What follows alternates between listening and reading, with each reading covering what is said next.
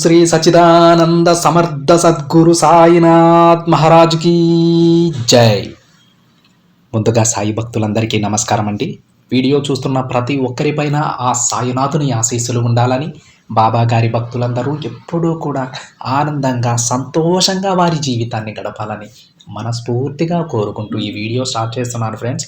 ఈరోజు సందేశంలో బాబా గారు తన బిడ్డలతో ఈ విధంగా చెప్తూ ఉన్నారండి.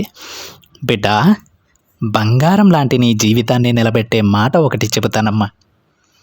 అశ్రద్ధ చేయకుండా విను తల్లి. నీ జీవితానికి సంబంధించిన ముఖ్యమైన వార్త ఇది అని బాబాగారు అంటూ ఉన్నారండి. ఈరోజు బాబాగారు తన బిడ్డలకు ఒక బంగారం లాంటి శుభవార్త చెప్తానని చెప్తూ ఉన్నారు. అది తన బిడ్డల భవిష్యత్తు నిలబెట్టేటువంటి వార్త అవుతుందని కూడా బాబాగారు తన బిడ్డలతో చెప్తూ ఉన్నారండి. అంత గొప్ప శుభవార్త ఏమై ఉంటుంది? బాబాగారు తన బిడ్డలకు ఇంత గొప్ప శుభవార్త ఇప్పుడే ఎందుకు చెప్పాలనుకుంటున్నారో సాక్షాత్తు ఆ తండ్రి మాటలలోనే విని తెలుసుకుందాం. బాబాగారు ఎప్పుడూ కూడా తన బిడ్డల సంతోషం కోసం ఏదో ఒక సందేశాన్ని తెస్తూ ఉంటారని మనందరికీ తెలుసు. ఏదో ఒక వార్త ఎవరో ఒకరి ద్వారా మనకు అందిస్తూ ఉంటారని కూడా మనందరికీ తెలుసు. అయితే ఈరోజు బాబాగారు ఈ సందేశాన్ని అందించడంలో ఒక ముఖ్యమైనటువంటి ఉద్దేశం ఉందండి. మనలో చాలామంది మన జీవితాన్ని తెలిసి తెలియని తప్పుల కారణంగా, వేరే వారి మాటలు వినడం కారణంగా తప్పుదోవలో నడిచేటువంటి ఆ పరిస్థితి అయితే మనకి ఏదైతే వస్తుందో ఆ పరిస్థితుల నుంచి అధిగమించి మనకంటూ ఒక మంచి మార్గాన్ని చూపించి మన పాపకర్మలు తొలగించి మనకు ఒక మంచి భవిష్యత్తును ప్రసాదించాలనుకుంటారు ఆ తండ్రి. అందుకే ప్రతిరోజు కూడా బాబాగారు తన బిడ్డలకు ఏదో ఒక సందేశాన్ని పంపుతూ ఉంటారు. వారి యొక్క ఆలోచన విధానం మరలకుండా చూస్తూ ఉంటారు. ఎప్పటికీ కూడా తన బిడ్డలు ఎప్పుడూ కూడా బాబాగారి బిడ్డలంటే ఎంతో మంచివారై ఉంటారు, ఎంతో సున్నితమైన మనసు కలిగిన వారై ఉంటారు, పక్కవారికి సహాయం చేసే గుణం కలిగిన వారై ఉంటారు. వీళ్ళందరూ కూడా ఎప్పుడూ బాబాగారిని ఆరాధిస్తూ ఉంటారు, బాబాగారికి భక్తులు అవుతూ ఉంటారు. మనం తెలుసుకోవాల్సిన విషయం ఏంటంటే, మనం బాబాగారి భక్తులం అవ్వడం కాదండి, ఆ తండ్రే తన బిడ్డలుగా మనల్ని స్వీకరిస్తారు. ఎందుకంటే మనలో ఉన్నటువంటి ఆ మనసు ఏదైతే ఉందో, మనకు ఆ మంచి మనసు ఏదైతే ఉందో, పక్కవారికి సహాయం చేయాలి, మనకున్నంతలో పక్కవారికి సహాయం చేయాలనేటువంటి ఆలోచన ఏదైతే ఉందో, అలాంటి వారందరినీ కూడా బాబాగారు తన వైపు తిప్పుకుంటారు. వారికి కావలసిన ప్రతీదీ బాబాగారు అందిస్తారు. ఎందుకంటే అలాంటి బిడ్డలు బాగుంటే తన చుట్టుపక్కల ఉన్న 10 మంది బాగుంటారని బాబాగారి ఉద్దేశం. బాబాగారి బిడ్డలమంటే మనం ఒక్కరమే కాదండి, ఈ లోకంలో ఎంతోమంది ఉన్నారు. వాళ్ళలో ధనవంతులు ఉన్నారు, పేదవాళ్ళు ఉన్నారు, అనారోగ్యంతో ఉన్నవాళ్ళు ఉన్నారు, ఆరోగ్యంగా ఉన్నవాళ్ళు ఉన్నారు, ఎన్నో కోట్లు సంపాదించి పక్క వాళ్ళకి దానం చేసేటువంటి మహానుభావులు కూడా ఎంతోమంది ఉన్నారు.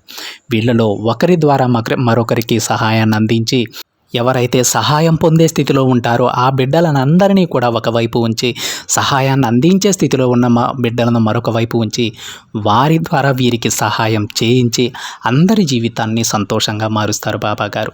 ఎంత పెద్ద కోటీశ్వరులైనా, ఎంత పెద్ద ధనవంతులైనా వారికంటూ కూడా కొన్ని పాపకర్మలు ఉంటాయండి. ఈ సహాయం చేయడం ద్వారా, ఈ దాన ధర్మాలు చేయడం ద్వారా వాళ్ళ పాపకర్మలు తొలగించి వారికి సంతోషాన్ని అందించడం, అదేవిధంగా ఆర్థికంగా ఎవరైతే నష్టపోతూ ఉన్నారో వారికి వేరే ద్వారా సహాయాన్ని అందించి వారిని ఆర్థికంగా బలపరచడం, ఇలా ఏదో ఒక విధంగా తన బిడ్డలందరినీ కూడా సంతోషంగా ఆనందంగా చేయాలన్నదే బాబాగారి ఉద్దేశం. అందుకే తన ప్రతి బిడ్డని కూడా తన కంటికి రెప్పలా చూసుకుంటూ ఉంటారు. బాబాగారికి తన బిడ్డలలో ఎలాంటి తారతమ్యాలు ఉండవండి. ఒక బిడ్డను ఒకలాగా, మరొక బిడ్డని మరొకలాగా చూసేటువంటి ఉద్దేశం బాబాగారికి ఎప్పుడూ ఉండదు. తన అందరూ బిడ్డలు ఒకే విధంగా ఉండాలనుకుంటారు, ఎంతో సంతోషంగా ఉండాలనుకుంటారు. వారి కోరుకున్న లక్ష్యాలన్నీ కూడా వారు సాధించి అందరికీ ఆదర్శప్రాయంగా నిలవాలనుకుంటారు. వాళ్ళలో కొంతమంది మాత్రమే బాబాగారికి అత్యంత ప్రియమైన బిడ్డలుగా మారుతారండి. ఎందుకంటే వాళ్ళు బాబాగారు చెప్పిన మాటని జవదాటరు.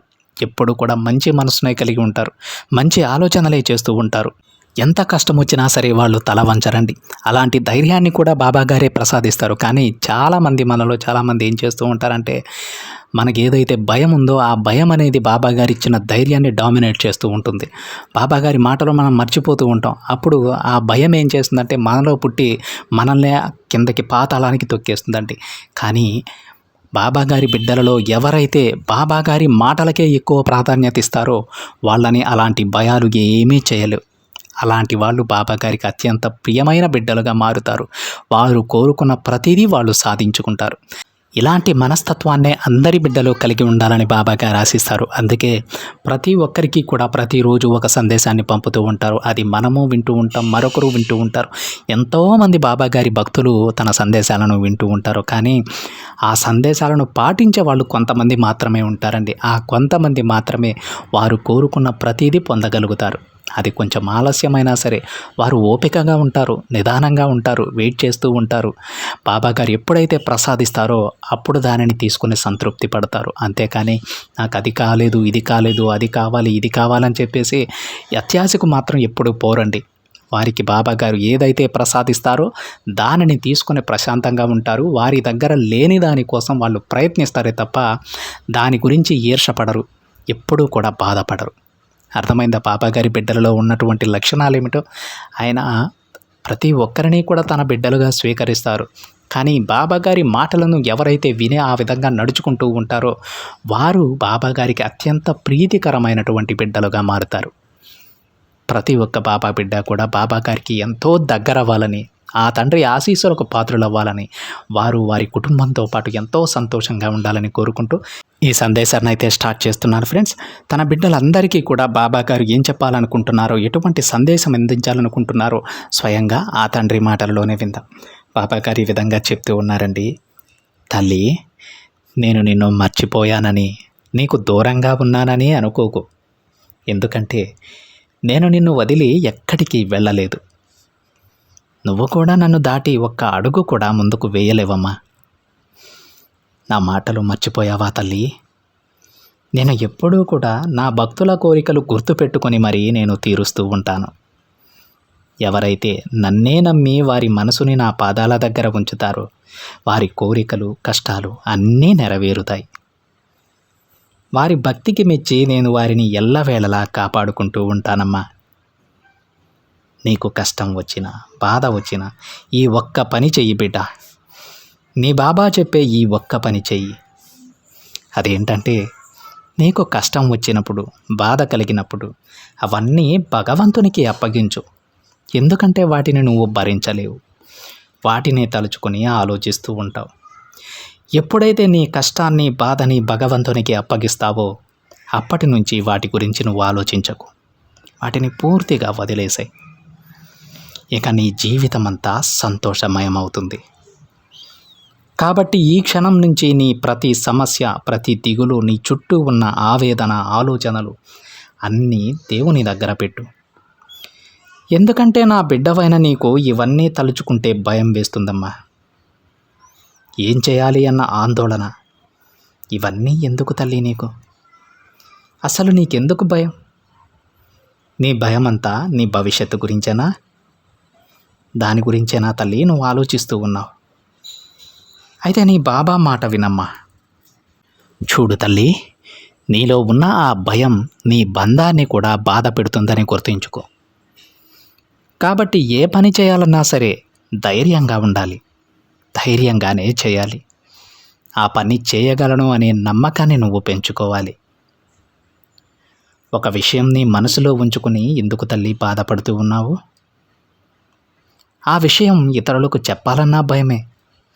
చెప్పాక వారు ఏమంటారో అన్న భయం. జరిగేది భయం, జరగబోయేది భయమే. ఒకరికి ఏదైనా జరిగితే మనకి కూడా అదే జరుగుతుంది అన్న భయం కూడా నీలో ఉంది బిడ్డ. ఏదైనా ప్రయత్నించాలన్న భయం, గెలుస్తామా లేదో అన్న భయం. ఒకవేళ గెలిస్తే తరువాత క్షణం బాధపడాలేమో అన్న అదొక భయం. ఇలా నీ జీవితం అంతా భయపడుతూ ఉన్నావు తల్లి. చూడమ్మా, ఒక విషయం చెప్తాను, గుర్తుంచుకో బిడ్డ. జీవితం అనేది ఒక పుస్తకం లాంటిది. అందులో ఏదో ఉంటుందని భయపడకు. నీ జీవితం అంతా ఆనందంగా ఉంటుంది. నన్నే నమ్మిన నా బిడ్డలకు చేదు ఎలా జరగనిస్తాను చెప్పు తల్లి? నేను ఎప్పుడూ కూడా నా బిడ్డలకు మంచి చేయాలనే చూస్తూ ఉన్నాను.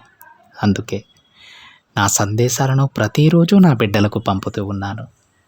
నా కోవెలకు నా బిడ్డలను ప్రతిరోజు రమ్మని పిలుస్తూ ఉన్నాను. నా దర్శన భాగ్యం చేసుకోమని చెబుతూ ఉన్నాను. కానీ ఎంతమంది అలా చేస్తున్నారు? చూడు తల్లి, ఎప్పుడైతే నువ్వు నా సందేశాలు వింటూ వాటిని ఆచరిస్తూ ఉంటావో నీ జీవితం నీకు ఎలా ఉండాలో ఆ సందేశాలు నేర్పిస్తాయి. కాబట్టి బిడ్డ, ఇక నుంచి నీ జీవితంలో భయం, ఆందోళన అనేవి అనవసరం. అసలు వాటిని నీ దగ్గరకు కూడా రానివ్వకు. అప్పుడే నీ జీవితం నువ్వు అనుకున్నట్లు ఉంటుందమ్మా. నమ్మకంతో ఉండు తల్లి, నీకు అంతా మంచి జరుగుతుంది. బాబా ఉన్నాడు కదా, నువ్వు దేనికి చింతించవద్దు, అన్నీ నేను చూసుకుంటాను, సరేనా అని బాబాగారు అంటూ ఉన్నారండి. ఈరోజు బాబాగారు మనకు ఎంత గొప్ప సందేశం అందించారో కదా. మన మనసులో ఏమనుకుంటున్నావో అవన్నీ కూడా బాబాగారు చూసినట్టే చెబుతూ ఉన్నారు. మనలో చాలామందికి ఇలాంటి ఆలోచనలు వస్తూ ఉంటాయండి. మనం ఒప్పుకున్నా ఒప్పుకోకపోయినా సరే మన మనసులో ఇలాంటి ఆలోచనలు చాలామందికి వస్తూ ఉంటాయి. ఏదన్నా పని మొదలు పెడుతుంటే మ్యాక్సిమం 90% చాలామందికి ఈ ఆలోచన తప్పకుండా వస్తుంది, ఆ పని జరుగుతుందా లేదా అని. నిజమా కదా అండి? అలాంటి ఆలోచనలు మీరు పెట్టుకోవద్దని బాబాగారు అంటూ ఉన్నారు. ఎందుకంటే అవి మామూలుగా పనిచేసే వాళ్ళు ఆలోచించాలమ్మా, బాబా బిడ్డలు కాదు. బాబా బిడ్డలు ఏ పని తలపెట్టినా అందులో విజయం సాధించి తీరుతారు. అంత సామర్థ్యం వారికి ఉంది. మీరు దేని గురించి ఆలోచించవద్దు. ముందు ఒక పని మొదలు పెట్టేటప్పుడు మిమ్మల్ని మీరు నమ్మండి. ఈ పనిని నేను పూర్తి చేయగలను, నా బాబా నాకున్నారు, నా బాబా నాకు ఆ సామర్థ్యాన్ని ప్రసాదించారు, తప్పకుండా ఈ పనిని పూర్తి చేసి చూపించగలనని మనల్ని మనం పూర్తిగా విశ్వసించాలని బాబాగారు చెప్తూ ఉన్నారు. నిజమే కదా అంటే ఇది మనం ముందుగా చెప్పుకున్నట్టు ఒకరికో ఇద్దరికో వచ్చే ఆలోచన కాదు, చాలామందికి వస్తుంది. ఈ పని జరుగుతుందా లేదా, ఓడిపోతానేమో అనేటువంటి ఆలోచన. అలాంటి ఆలోచనలు ఎప్పుడూ కూడా మన మనసులోకి రానివ్వద్దండి. ఎందుకంటే మన ఓటమికి మొదటి అడుగు అక్కడే పడుతుంది. మనం ఎప్పుడైతే మన మీద మనకు నమ్మకం ఉండదో, మనల్ని అపనమ్మకం వెంటాడుతూ ఉంటుందో, అక్కడి నుంచే మన ఓటమి మొదలవుతుంది. ఆ అడుగు అక్కడ పడకూడదు.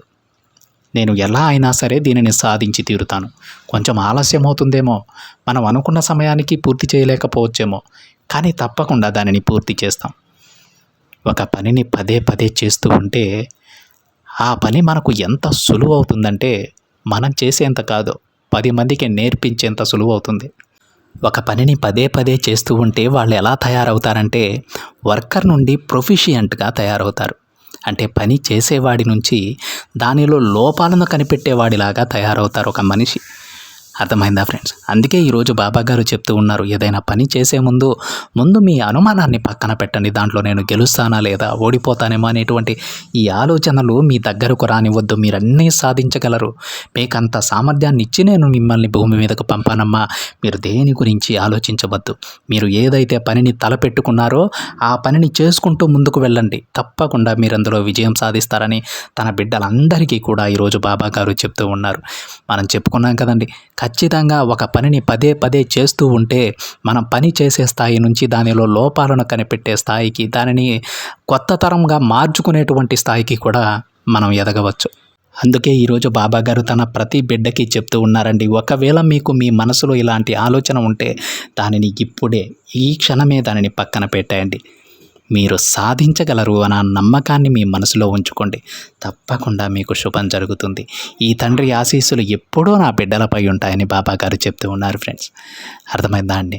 బాబాగారు ఏం చెప్పినా సరే మన మంచికే చెప్తారు, మనకు జరిగేదే చెప్తారు, మనకు జరగబోయేదే చెప్తారు. బాబాగారు ఇంత గట్టిగా తన బిడ్డలు అన్నీ సాధించగలరని చెప్తూ ఉన్నారంటే దానిలో ఎంతవరకు నిజం ఉంటుందో మీరు ఆలోచించండి. బాబాగారి బిడ్డలు అసమర్థులు కాదండి.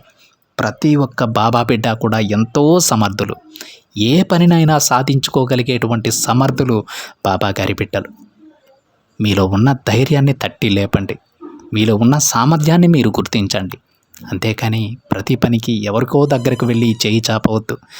అందుకు కాదు మనం ఇక్కడికి వచ్చింది. ఒకవేళ సహాయం కావాల్సి ఉంటే మనం సహాయం చేసే స్థితిలో ఉండాలి, కానీ చేయి చాపే స్థితిలో ఎప్పుడూ ఉండకూడదు. అలాంటి పరిస్థితి కూడా బాబాగారు తన బిడ్డలకి ఎప్పుడూ తీసుకురారు. తన బిడ్డలు ఎదగాలనే, ఒక గొప్ప స్థాయిలో ఉండాలనే ప్రతిరోజు ఒక్కొక్క అవకాశాన్ని బాబాగారు తన బిడ్డలకు ప్రసాదిస్తూనే ఉంటారండి. మనం గుర్తించాలవి, మనం గుర్తించి మనం ముందుకు వెళ్ళాలి. కానీ 1 కాదు 2 కాదు, కొన్ని వందల వేల అవకాశాలు తన బిడ్డలకు బాబాగారు ఇస్తారు. ఈ ఒక్క విషయాన్ని మీ మనసులో ఎప్పుడూ గుర్తుపెట్టుకోండి, ఎప్పుడు మర్చిపోవద్దు. ఎల్లవేళలా ఆ తండ్రి ఆశీస్సులు తన బిడ్డలందరిపై ఉంటాయి ఫ్రెండ్స్. మీరు అనుకున్న ప్రతి పని జరుగుతుంది. మనం కోరిన ప్రతి కోరిక నెరవేరుతుంది. ఇందులో ఎలాంటి సందేహం లేదండి. ధైర్యంగా ఉండండి. ఇదండి ఈరోజు బాబా గారి సందేశం. ఈ సందేశం కనుక మీకు గనక నచ్చినట్లయితే ఒక చిన్న లైక్ చేయండి ఫ్రెండ్స్. మరింతమంది మన బాబా గారి భక్తులకైతే ఈ సందేశాన్ని షేర్ చేయండి. మొదటిసారిగా ఛానల్ని చూసేవాళ్ళు తప్పకుండా సబ్స్క్రైబ్ చేసుకుని పక్కనే ఉన్న బెల్ ఐకాన్ని యాక్టివేట్ చేయండి. మరొక బాబా గారి సందేశంతో మరొక వీడియోలో కలుద్దాం. అంతవరకు ఓం సాయిరామ్.